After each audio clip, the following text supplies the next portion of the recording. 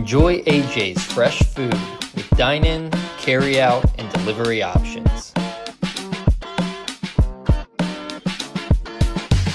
Cheers to great food and better beer. Okay, we have head coach Matt Painter. Once again, raise your hand and we'll get a microphone to you. Steve, go ahead. Go ahead. All right, hey Matt, right here. Let's talk process.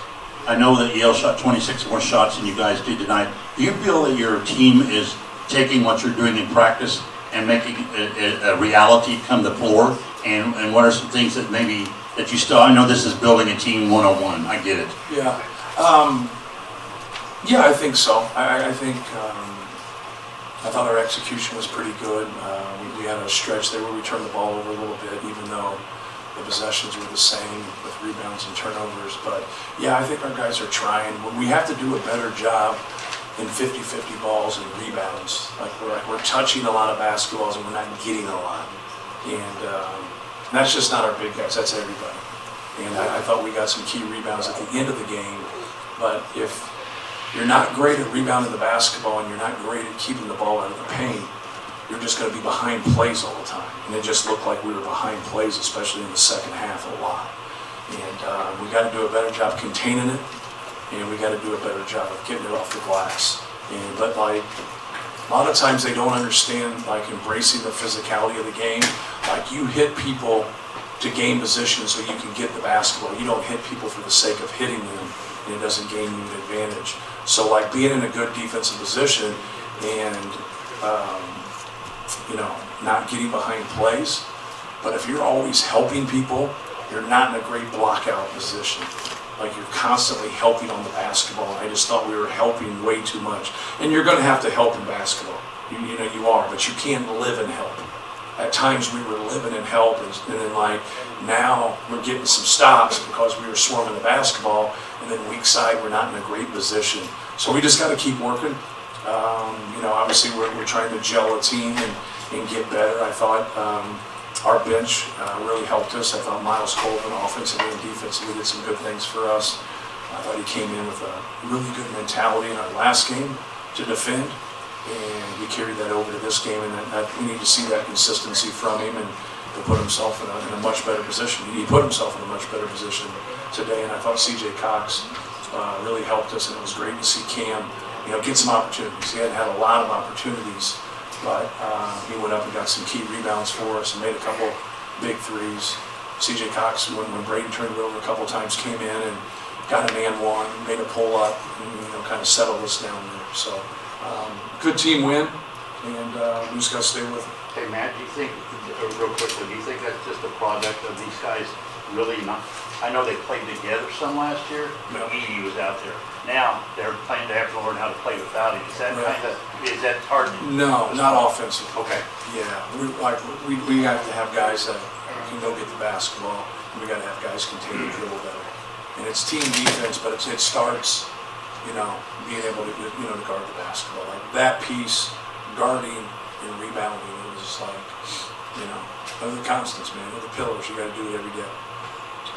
Following up on that, you mentioned earlier about over-helping and that costing you guys some rebounds tonight. Is that possibly a product of the focus you've placed on communication? Is that where the maybe over-helping is the focus on communication? It's not over-helping as much because you have to help when you get beat, right? And so like now, I probably used the wrong frame of words there, but a lot of times guys aren't going to, when you help, aren't going to take tough shots over two people. But sometimes when they do, it allows you to be naked on that backside, and now you don't have enough help there. That's why your guards really got to come down there. But if it's big man rebounds, short shots, they end up going short. So I think that's more of it than anything. Just like when I'm not going to botch his name. When John, number 4 for them, is a great player, but I've botched his name all week, so I'm not going to do it publicly. I don't know why I can't pronounce it, but I can't. I know, they've told me 10 times. So you just gotta know your weaknesses, right? You just know your weaknesses. And so like, you know, he can make those tough pull-ups, like right on him. So like, he made those 2 tough threes late, but to start the second half, he got away from us and got a couple easy ones. For him, they're easy. And then he made a couple tough ones after that, like, I'm not mad about playing good defense and he makes a tough shot. Like, I'm not, like, I don't think he should dribble in place and shoot a three. I think you got to make him drive and then make those tough, pull-up twos and not be able to do that. So I think that piece of it, but sometimes when those guys are that way and they shoot it and you give them a lot of attention, now you're not in the best position with everything else. But they're a well-coached team, man. James is great. He's fabulous. Like, they haven't, slipped on a banana peel and got into the NCAA tournament. Like, they've earned their way there. They beat Auburn last year as one of the best teams in the country. So, like, it is what it is. Like, they didn't just have this game here on a neutral court. Like, it's stacked against them. That's a real environment. So, like, tip your hat to them. Like, they played well. They played good enough to win because they tied the possession battle. So I told our guys, I said, you out-rebound people by 10, and you have 5 fewer turnovers. Like, what does this game look like? Right? Well, like, what's this game look like? We're going to win by 20. And so, like, but that didn't happen. And that's a credit to Yale. So staying with defense, it seems like when you're in help, the back end rotation to the rim seems to be inconsistent. It's a good way of putting it. I was being put. Yeah. Is that part of the communication issue? That's too? a lack of awareness. It's not hard. You just crack. So anytime you get behind things, the person you leave open is the person furthest away from the ball. That's why you see skips. That's why you see those long passes, because that's who's normally open. Because when you get behind things, you stop layups. Like, you don't get behind things and, like, now people are like, how they get that three? You're like, well, we're behind the play and we stop the layup because they're going to make layups. They're not always going to make outside shots. So you don't want to get behind is what you have to work towards. But then you also have to work on your rotations and your cracks and be able to, to get down there and stop that. Now you got to rotate out of that. So what we call that, no matter what it is, whether it's ball screen D, a baseline drive, it's a double in the post, we just call it cover 2 like football. Because that guy who's out, he has to cover 2 people. So what a lot of people do through that is they make that burn cut on the baseline or they make that 45 cut on the opposite wing. So now while that guy's playing 2, who's out in the opposite corner in the opposite wing, if they stay out, it's easier to cover because you got to read them. But when you get a dive in there from one of those 2 guys, you got to take that dive. And a couple times we didn't take that dive. A couple times they just beat us up top, just whipped us. And now we have that baseline help. Well, then opposite corner's got to crack down if they can throw. Now cover 2's got to take him, then they X out, if you can follow me. So a lot of that happens. You got to be able to play in cover 2 and be able to do it if you're going to get behind plays. Man, you've been pretty open about kind of the pluses and minuses of going with Trey at the 5, and obviously that you can go with down the stretch tonight. Right. So I guess just why was that the right move tonight? But then also just what did you see from that and get what you wanted? I just thought that with Cam giving us some skill there, and playing behind things, and then Trey being able to navigate, as that 5. I didn't see anybody that, from a defensive standpoint, that was different. So I just thought offensively because I thought Cam could give us some things there. He got us some key rebounds also. But, and Trey did a good job. We need more rebounds from Trey. We're kind of tapping the basketball at times instead of going to get it. But yeah, that's why I stayed with it. I didn't see a difference. And sometimes you're flipping quarters. But I just thought that the skill of Cam, we missed a couple shots in the first half that we knew would be there in the second half, and then Cam stuck them. And that really helped us right there. I know you haven't watched the film yet, but does it assuage any of the worries that you had defensively about going to that lineup, that small lineup? Yeah, all the lineups worried me. That was my issue, right? Like think about it in your head, like, who did you feel like did the best job defensively on the front line? It wasn't like nobody was like terrible, but like who was good? Like they're just there. And like now you got to make a difference. And sometimes guys struggle. Like I've coached guys that have struggled, but if they're going to get you 12, 13, 14 rebounds, you stick with that. Like we didn't have anybody eat the glass like that. Our point guard had 9, Cam had 6.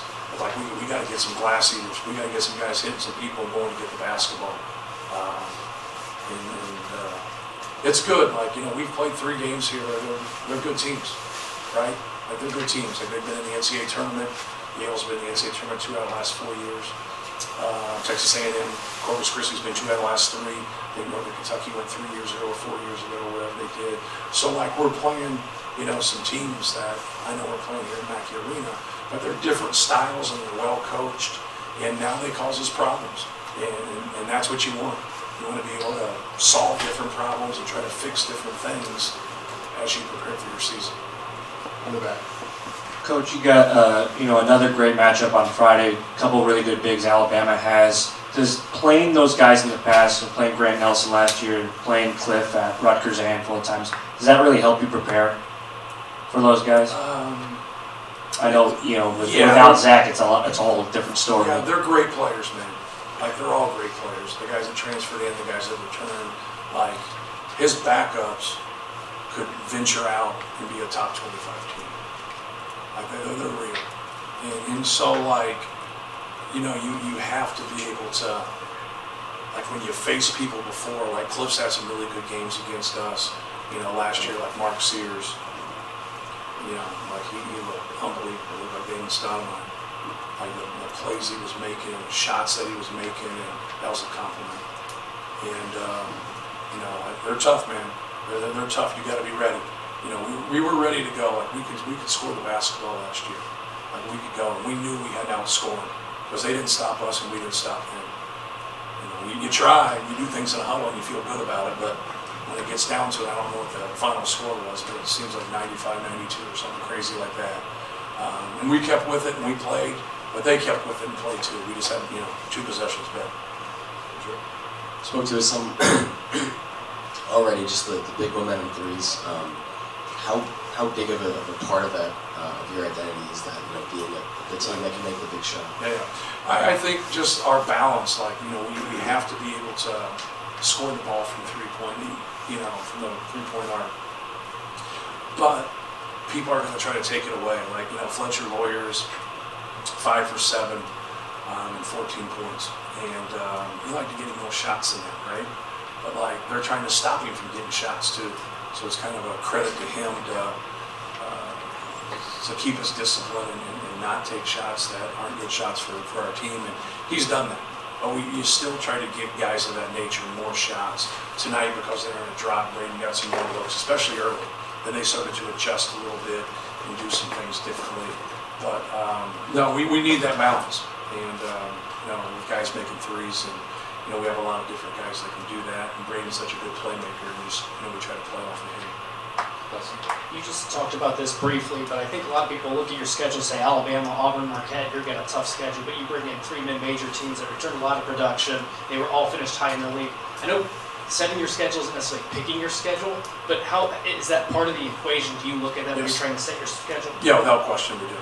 And I think that's where people get off the grid a little bit because they don't understand, what their nets are going to be, when you start a season. But you can gauge what their nets have been in the past. And that's the best predictor of the future. It's not always 100% there. But like when you gauge that, like no one's walking out of here thinking Yale's not having a good season, right? Like no one walked out of here thinking Texas A&M Corpus Christi's not going to be at the top of the league. Like Northern Kentucky just didn't really hit a rut scoring the basketball, but Northern Kentucky's got an unbelievable matchup zone. So we saw this style, we saw Northern Kentucky's matchup zone, and then Texas A&M Corpus Christi shot the passing lanes, they were aggressive, they turned us over. And so like that's the thing that you want. You want those challenges while still being able to win. What coaches get scared of is those losses. They're like, man, I don't want to play them. So they just dip about 100 points in the net. So instead of playing 184, they play 284. And then they complain about their seed, or they complain about getting on the bubble and not getting in when they made their mistake in June.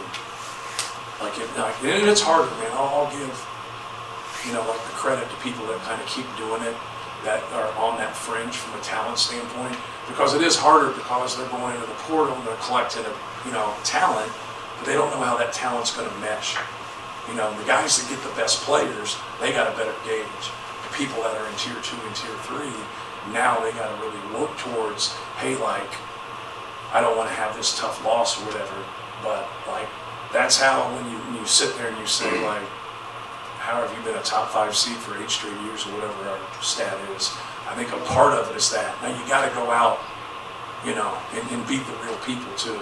So like that's, for us, like Caleb's our only senior. Caleb's never lost a non-conference game. It's a hell of a stat. But it's not like the best like in the country. It's like from a history standpoint, I think it's 38 now. So that's it's a big statement. And so also I think we haven't gotten to that number with weak schedules. We've gotten to that number. So even if you lose some games, like against the people that you mentioned, it's like, hey, like they're not going to bang you for it when it comes Selection Sunday. They're not getting you for that. They're getting you for like a really, really tough loss. Like, if Yale beats you here, like, sure you want to win the game. It doesn't help you when you lose it, but they're going to be great this year. And so like, but it's hard to do. I'll sit there as a coach. It took me a long time to get to that point. But like the Mark Few and the Tom Izzo style of scheduling, like they've had years where they just rolled. They've had years where they take some hits, but when it comes to conference time and get to the NCAA tournament, I think proof is in the pudding there that they're really prepared. And so we'll see. Like we'll see how our schedule goes right here. We win them all, we lose them all, we split them. Like whatever you do, you just got to keep getting better and keep fighting. It's a good question. You mentioned a little bit earlier Braden's playmaking ability. He seems to have some moments where he kind of leaves his feet, gets stuck in the air. Yes. But at the same time, he has a tendency to make some really high-level plays and skip passes. Right. How do you find a middle ground for him that works best for you and the team? Well, when you jump and you make passes coming off of ball screens that you do like 20, 30, 40, 50 times a day in practice, like you live with it. But when you jump, when you cross half court, you don't. Right? So that's not a basketball play. I want a basketball play. And so then when he throws the ball somebody up the sideline and they're not looking, it's not a basketball play because you don't throw the bodies, you throw the eyes. And so like those things, and we hold him at a different level because he's special when it comes to passing. Like he doesn't like need to turn it over. Like, PJ's done a great job for us offensively, and PJ would go 2 weeks without turning it over. Different players. And then I'd say, hey man, I didn't bring you here to turn the basketball over. And he'd be like, Coach, I've had one turnover in the last 5 games. I said, I don't give a damn. Don't turn the ball over. You're not here to turn the ball over. You're here to take care of the basketball and run our team. And they both have different responsibilities, but when guys make basketball plays and they're trying to make the right play and they turn it over, you just got to be positive with them and stay with them. But when they do some things that are screwy and they don't have discipline that they could do in their sleep, that's where you got to hold them accountable and say like, because think about if he doesn't make those 2 plays and then he gets took, right? Because he was thinking about those 2 plays. Like you got to move to the next play.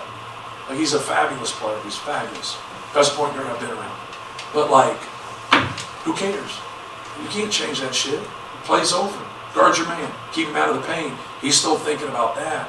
So the guy I played for used to call him, like, don't compound your mistakes. You make one mistake and let it stand. Let that one stand. You got it. You made a mistake. Don't make 2 or 3. Like, don't be emotionally drunk. Like, hang in there. Kind of going off of that mistake that maybe was to no fault of his own, Miles gets called for on the screen, and whether it was the right call or the wrong call, that could have changed the game. Wrong call. It could have changed the game, and instead, I think you get a takeaway after the timeout.